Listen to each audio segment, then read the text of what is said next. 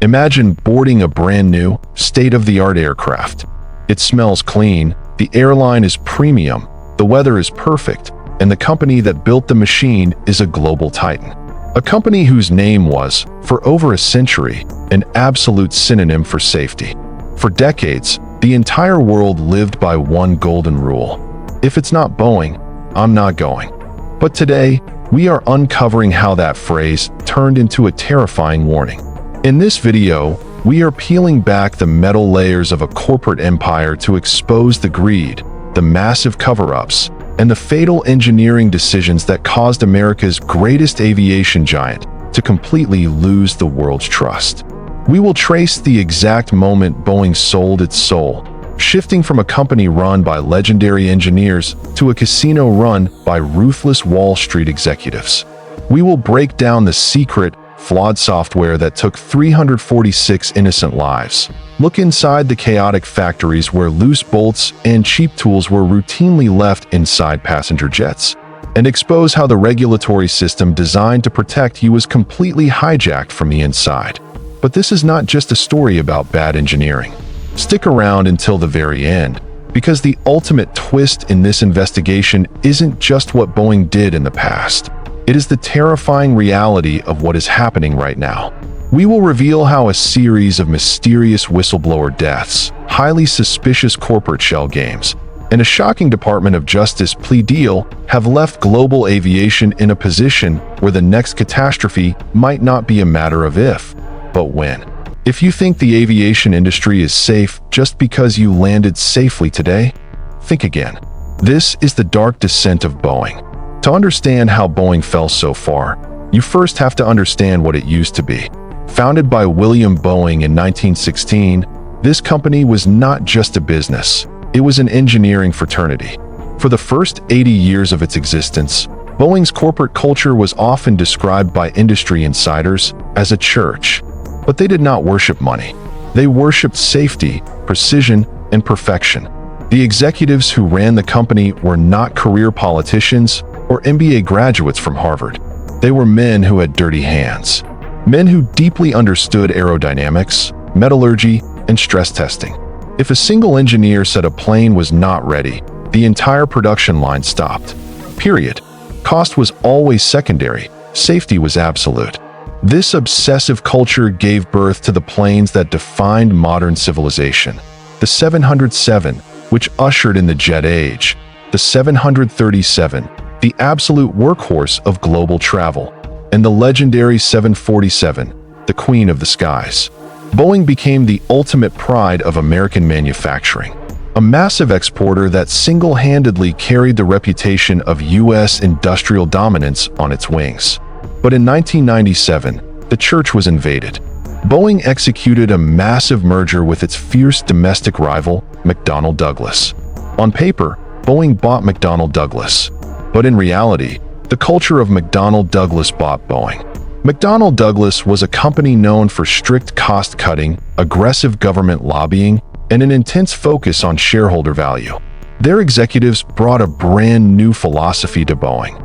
Why spend billions designing revolutionary new planes when you can just squeeze more profit out of your old ones? The leadership famously stated that they intentionally changed the culture of Boeing so that it would be run like a business rather than a great engineering firm.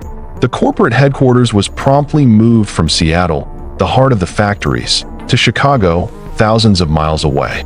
The reason was simple: to physically separate the executives from the people who actually built the airplanes.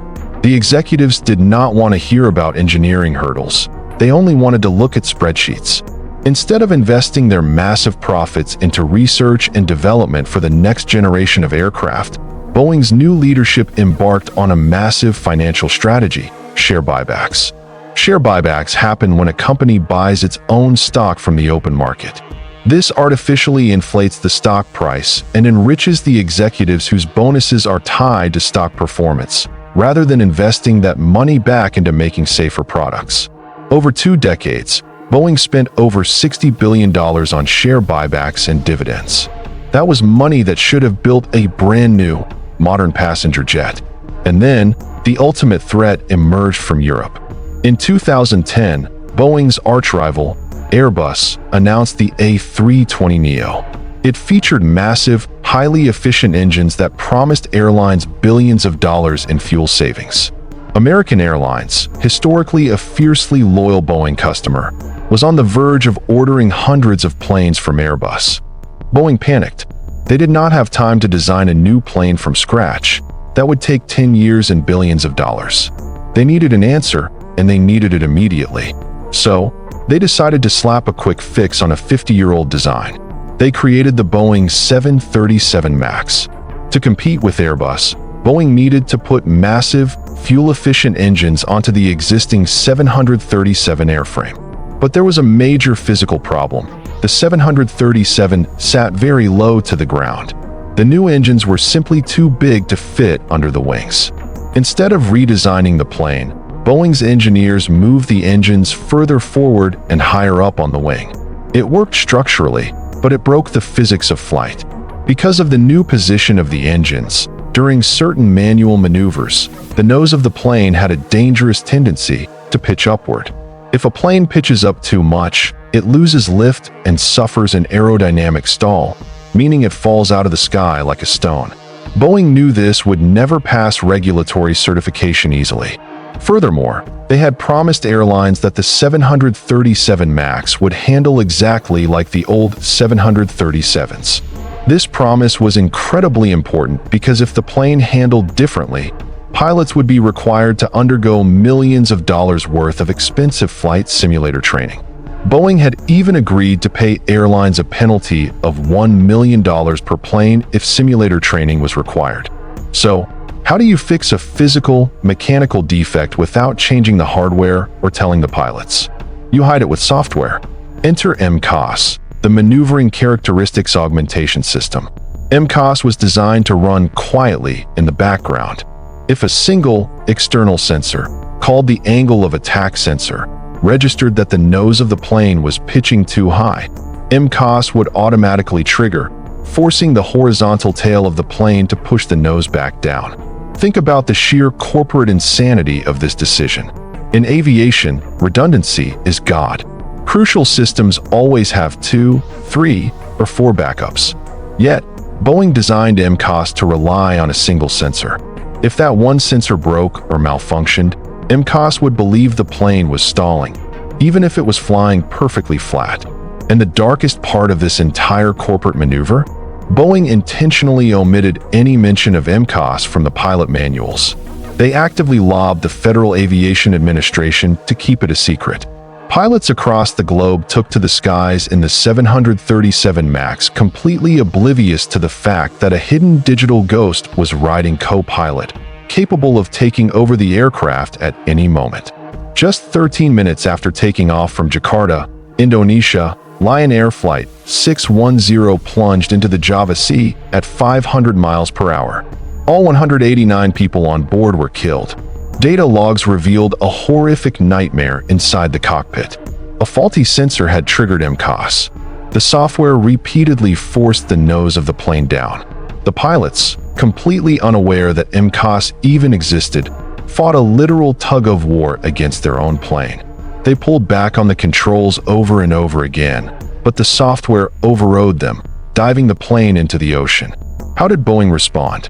They subtly blamed the Indonesian pilots, pointing to substandard maintenance and training in developing countries. They assured the Western world that the plane was completely safe. The FAA issued a quiet warning, but allowed the 737 MAX to keep flying worldwide. Internal FAA analysis later revealed a terrifying truth. The regulators calculated that without fixing MCAS, the 737 MAX would likely suffer 15 more fatal crashes over its lifespan. Yet, they did not ground the fleet. Just 5 months later, the exact same nightmare replayed. Ethiopian Airlines Flight 302 took off from Addis Ababa. Minutes into the flight, a malfunctioning sensor activated MCAS. The pilots fought desperately, executing every emergency procedure Boeing had hastily put out after the first crash. It did not matter. The software was too aggressive. The plane crashed, killing all 157 people on board. 346 people were dead because of corporate arrogance and a piece of hidden software designed to save a billionaire's bottom line. Within days, China grounded the 737 MAX. Europe followed. Finally, facing global isolation, the United States grounded the aircraft. The world's trust in Boeing was not just fractured, it was completely shattered. The grounding exposed a much deeper, systemic rot within Boeing. It was not just a software issue. The physical manufacturing process itself had turned into a toxic, chaotic mess. In 2024, the world watched in horror as an Alaska Airlines Boeing 737 MAX 9 took off from Portland. At 16,000 feet, a massive door plug blew completely off the fuselage, leaving a gaping hole in the side of the aircraft. Miraculously, no one died, but an investigation revealed an unbelievable lapse in basic quality control. The plane had left the Boeing factory completely missing the 4 critical bolts meant to secure the door. Whistleblowers began stepping out of the shadows, risking their entire careers to tell the world what was happening inside Boeing's manufacturing hubs. They described a culture of absolute fear. Workers were pressured to prioritize speed over quality to hit production bonuses. Debris, discarded tools, and loose metal shavings were routinely left inside the wings and fuel tanks of jets. Employees who reported safety defects were systematically harassed, demoted, or fired. One quality manager famously remarked that he would never let his own family fly on a plane built in these facilities. But how did the American government let this happen? The answer is a corrupt mechanism known as regulatory capture. Over the years, the FAA had aggressively outsourced its safety oversight directly to Boeing itself. Boeing employees were designated as FAA representatives, meaning Boeing was effectively signing off on its own work, grading its own exam papers. The line between the regulator and the corporation had completely vanished. And this brings us to the ultimate twist. You would think that after 2 catastrophic crashes, 346 deaths, a worldwide grounding, and a door blowing out mid-flight, the justice system would step in. You would think corporate executives would face serious prison time for criminal negligence. But they did not. In a move that shocked legal experts across the globe, the U.S. Department of Justice offered Boeing a sweetheart plea deal. Boeing agreed to plead guilty to a single charge of conspiring to defraud the United States regarding the evaluation of the 737 MAX. The punishment? A corporate fine that amounts to a fraction of their revenue, and a period of corporate probation. Not a single executive went to jail. The corporate entity absorbed the blame, paid the fee, and moved on. But the twist gets darker. In early 2024, John Barnett, a legendary quality control manager turned Boeing whistleblower who was in the middle of giving explosive legal depositions against the company, was found dead in a hotel parking lot from a gunshot wound. Shortly after, Joshua Dean, another young, incredibly healthy whistleblower from a major Boeing supplier who exposed cracked fuselages, died suddenly from a rapid, mysterious bacterial infection. While official investigations ruled out corporate foul play, the chilling timing sent a terrifying shockwave through the aviation industry. Whistleblowers are now terrified to speak out, and the internal mechanisms keeping these planes safe are more vulnerable than ever. Today, Boeing is stuck in a trap of its own making. They cannot afford to design a completely new plane because their finances are wrecked by fines and debt, yet they cannot continue building their old planes without facing constant failures. The tragic fall of Boeing is a textbook warning of what happens when a society allows financial engineering to completely destroy real engineering. When profit margins become more important than human lives, the trust built over a century can evaporate in a matter of seconds. Next time you book a flight and look up the aircraft model, ask yourself this question: are you truly safe up there, or are you just betting your life on a corporate balance sheet? If you found this investigation important, hit the like button, subscribe to the channel, and let me know your thoughts in the comments below. Will you still fly on a Boeing aircraft? See you in the next video.